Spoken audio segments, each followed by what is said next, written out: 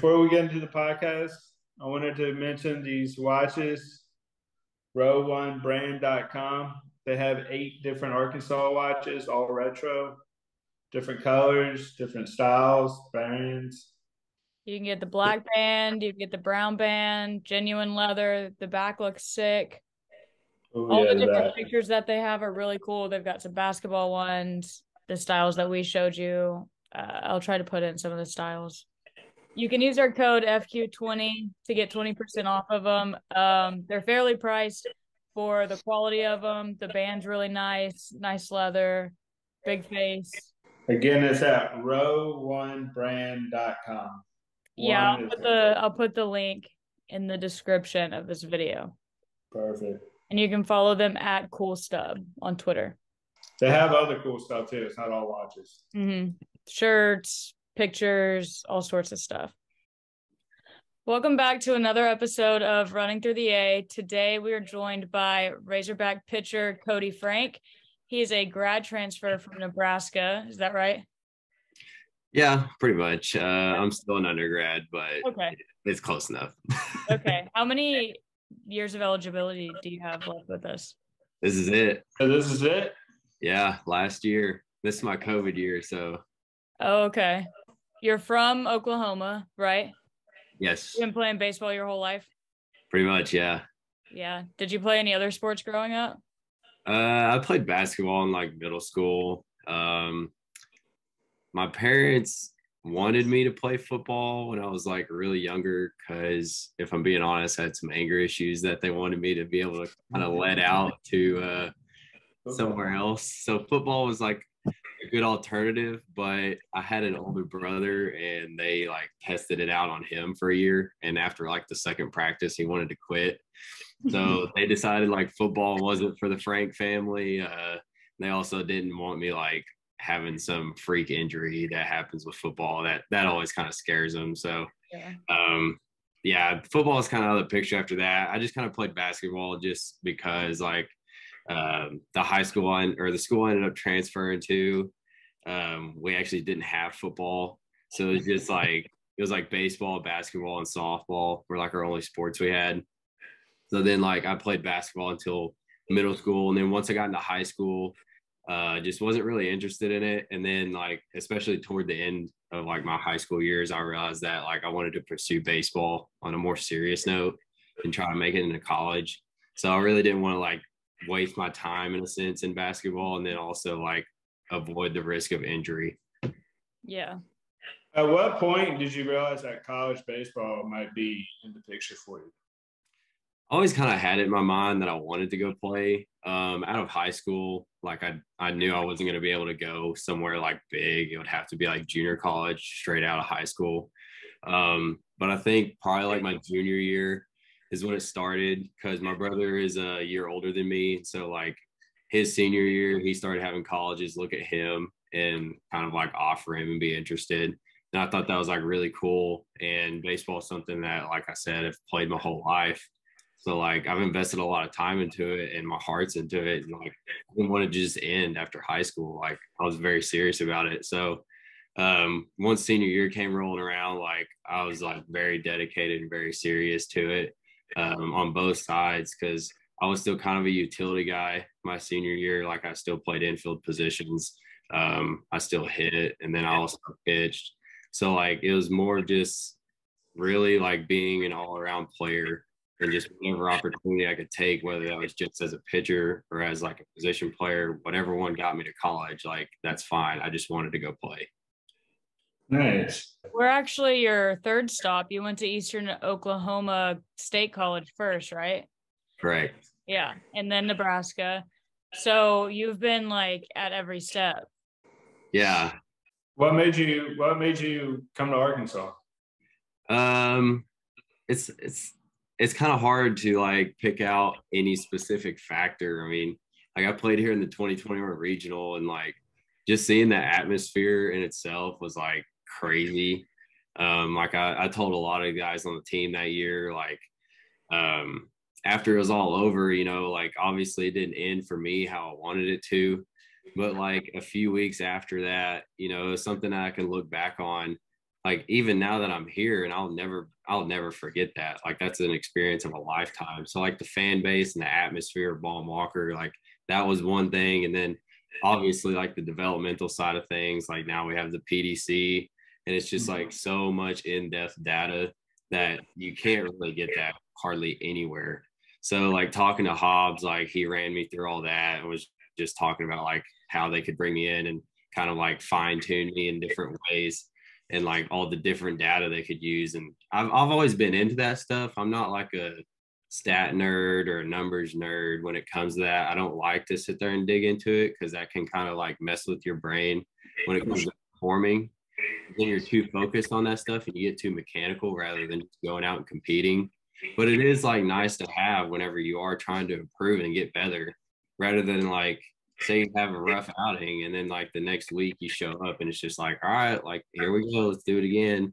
No, like you can go back and rewatch the film, rewatch your mechanics, look at your pitches. Maybe they weren't moving right, maybe your arm slot changed, and just those kind of things to help you improve.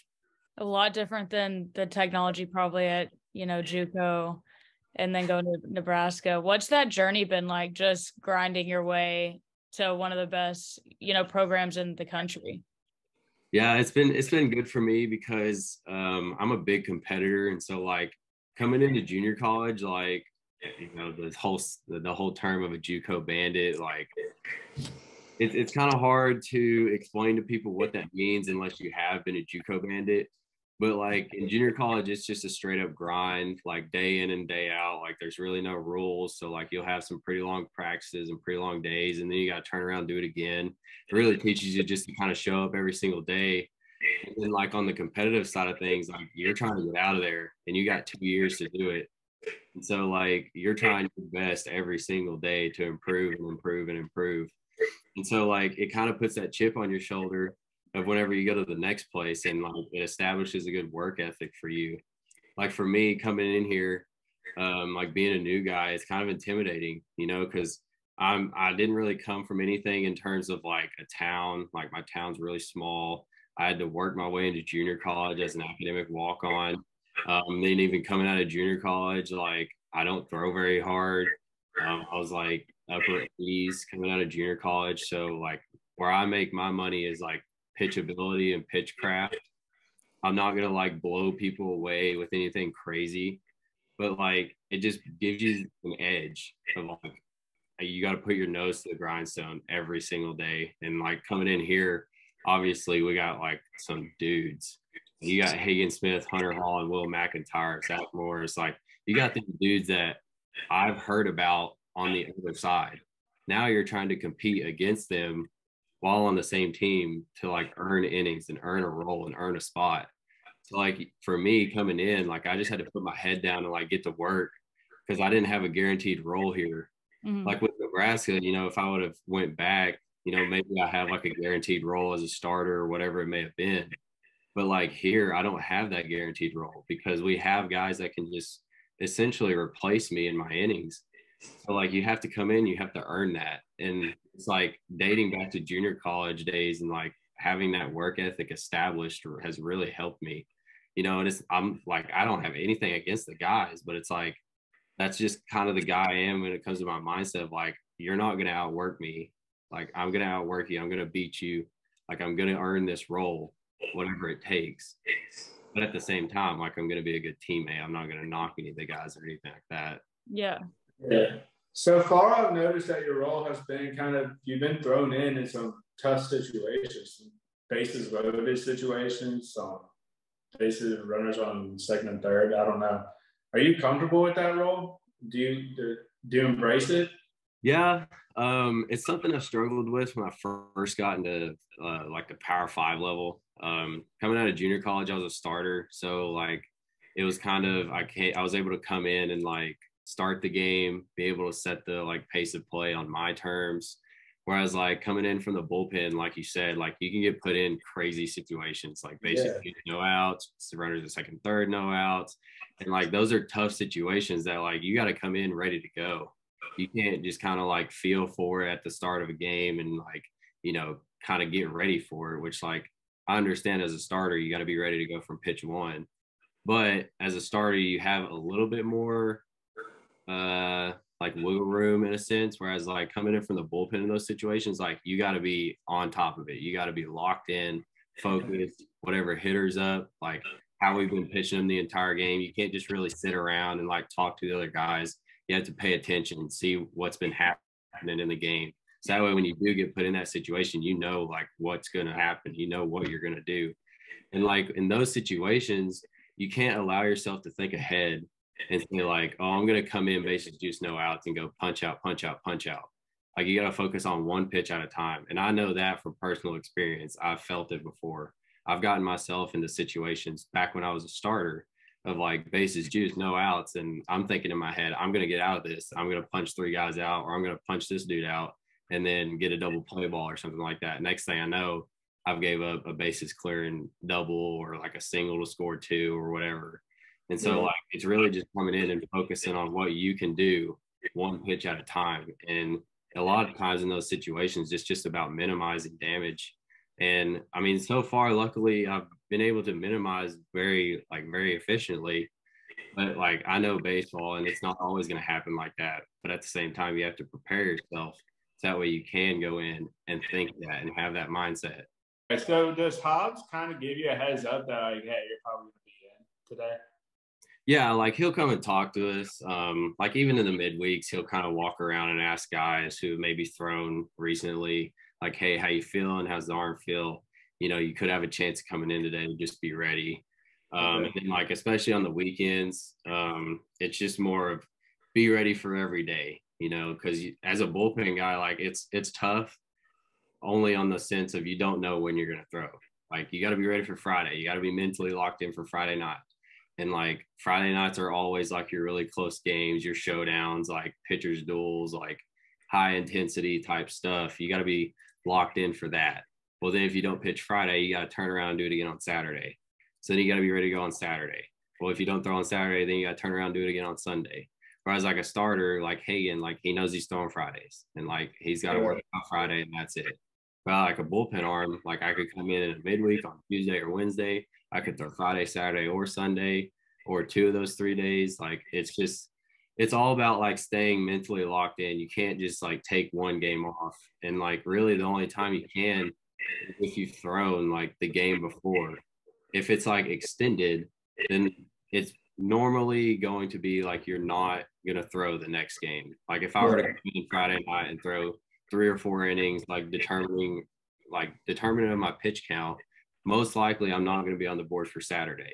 But that doesn't mean you can't take the day off. Like you still got to be in the dugout, be a great teammate, be behind your guys. And even if like you do get sent down to the bullpen, like you got to get yourself ready to go. And like even if guys are before you, you got to get them ready to go. You got to be behind them. You know, just like especially for me being like an older veteran pitcher on staff, like we got some freshmen who are having a rough time right now. And it's about like talking to those guys like, hey, like here's how I do it. Here's how I get myself ready to go into the game. Because it's not just going to be like perfect every time where like you get to stretch out, you get to do your bands, you get to do your plyos, then you get to play catch, then you throw off the mound, and then you're in the game. Like there's sometimes that you're just sitting down in the pen, they radio down, and you got to get off the mound and you got to get ready to go. Last night. Yeah. Carter, yeah. So if you know you're gonna go in, I know on weekends, like you say, you have to be ready. But I say like a weekday game, and you know that you're gonna go in. What does your game day routine look like? Do you have anything you do special, different, unique, anything? Not necessarily from like a unique perspective, but it's more of just like sticking to somewhat of a routine. It's kind of hard to have a routine when you are a bullpen arm, but at the same time, like your pregame preparation can be the same. Like I'll go and I'll roll out, I'll do soft tissue before we end up stretching with the whole staff, and Hunter Bell will run us through warm up.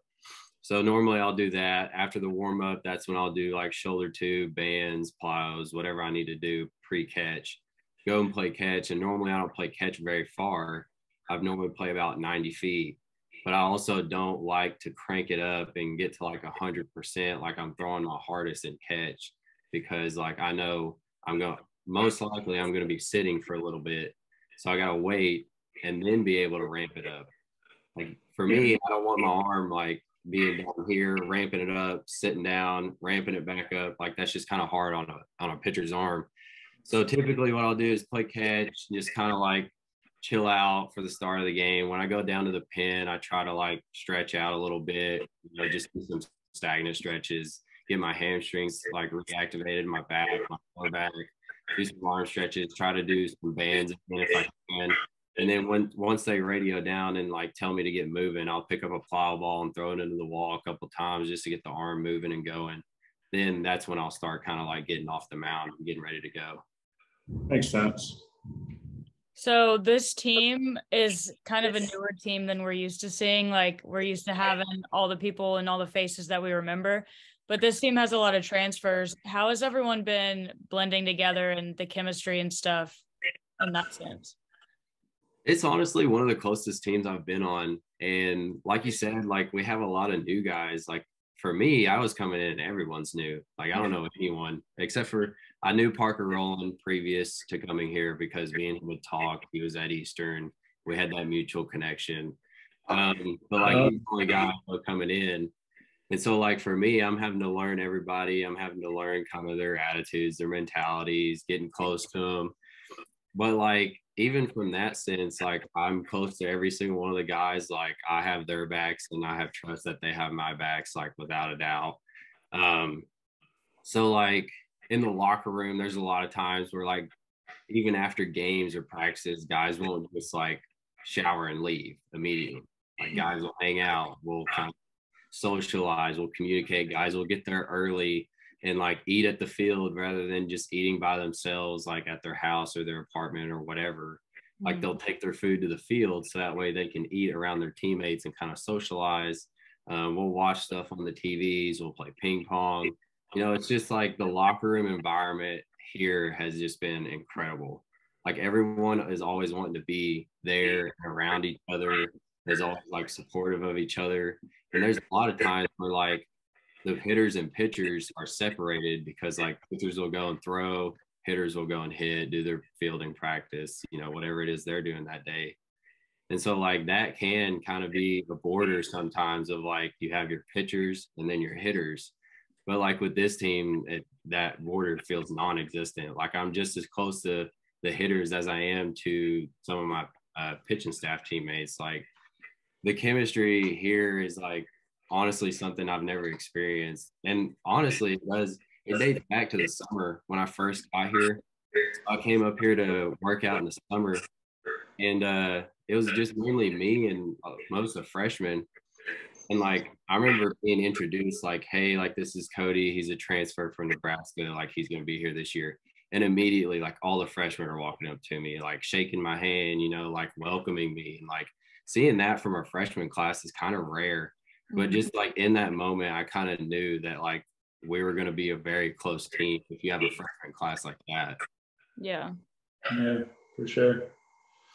I got to ask about the mustaches. This seems to be a team full of mustaches. Do y'all have a competition going? No, we don't. And like, it's kind of odd because it hasn't really been talked about on the team. It wasn't something that got brought up of like, hey, let's all start growing mustaches. That'd be so cool. It was just kind of like something that happened. And like, I've had mine for a while. It's not like the greatest by any means, but I've just kind of had it. There was a point where I did go clean shaven in the fall and like, it was kind of odd. So I had to like regrow it back. But then like you start looking around and other guys are starting to grow it out. And so like now it's just kind of like a team thing almost. Yeah. I like it. I like what y'all got going on. Whenever you moved to Fayetteville, like what did you think about it? Like the atmosphere, just everything up there. It was when I first got here, I loved it. Because like when I was here in 2021, I didn't really get to like experience Fayetteville. Because it was like go from the hotel to the bus to the field. And like normally when you're busting the field, like I'm not trying to look around at Fayetteville and see what Fayetteville has to offer. I'm trying to get locked in, ready for the games. And so like I never really got to see Fayetteville. But then like I got here and like just driving into Fayetteville, like it's crazy because you're going through mountains and stuff. And then like, boom, there's the football field on a hill. There's Fayetteville. Like it's awesome. So like Fayetteville as a whole, I love it. Especially when I got here in the summer. Like for me, it's not like a city feeling. Like it doesn't feel like a city. I know there's a lot of people here, but it has that feeling of almost like kind of where I come from, a small town vibe of, like everyone knows everyone and like everyone's like supporting you, kind of behind you, especially like being here on the baseball team, like I just love the feeling of it. Yeah, it's an elite college town. Absolutely. Mm-hmm. People are starting to like, figure it out. It's kind of, I love it and hate it at the same time. Because I was there back in 2015. Wow, that seems a long time ago. But yeah, I was there in 2015. And it wasn't near as like populated and as many people. So people are starting to find out about more. Yeah. Which is good and bad. Yeah. Do you follow any of the other sports pretty closely? I try to keep up with like basketball and football whenever they're in season. I just kind of like see like the score updates and like how the teams are doing, both men's and women's when it comes to basketball. And then football is obviously like a big thing here. Like I've only been to one college football game my entire life, and it was a Oklahoma State game. And then like I came here and I like had games picked out that I was going to end up going to. Never really made it to them, but then I made it to the Alabama game. That's just one that like you have to go to. Yeah. So I ended up going to that, and like the atmosphere there was just crazy. Like I already want to go back to another game, whether it be Alabama or whoever. Like I want to go back. It was super fun. Something like, again, I'll never forget that. And then like basketball, I told myself that I was going to go to basketball games, but again, like just never really got around to it. Kind of got a little busy, but I still keep up with them. I like seeing kind of what's going on around the other athletics. Mm-hmm. Is Tyler Yurchek around the baseball team a lot? Is he he's been around. He's been around a couple of times. He's came in and talked to us before.